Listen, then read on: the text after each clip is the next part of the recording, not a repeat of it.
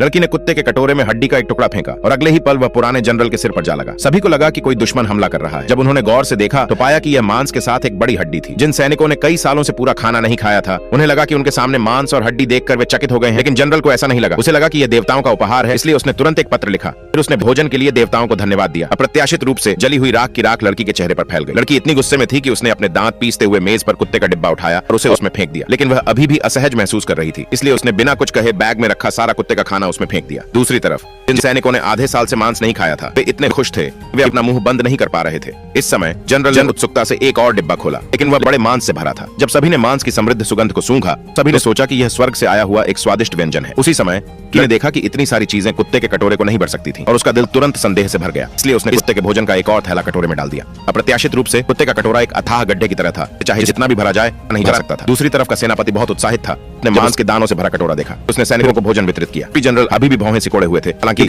उन्हें अभी भी पानी की समस्या का समाधान करना था। अगर वे इसी तरह चलते रहे 3 दिनों से भी कम समय में प्यास से मर जाएंगे। जनरल के पास देवताओं पर अपनी आशा रखने के अलावा कोई विकल्प नहीं था। फिर वह सैनिकों के साथ घुटनों के बल बैठ गया और झरने के पानी के लिए प्रार्थना की। जनरल जीवन भर देवताओं की सेवा करने के लिए शेष जीवन बलिदान करने को तैयार था। तरफ की लड़की आश्वस्त नहीं थी, कुत्ते के कटोरे को भरने पर जोर दे रही थी। रास्ते में उसने कटोरे को नल के नीचे रख दिया और 3 दिनों के लिए वहीं छोड़ दिया। दोस्तों, नेक्स्ट पार्ट के लिए लाइक सब्सक्राइब करें।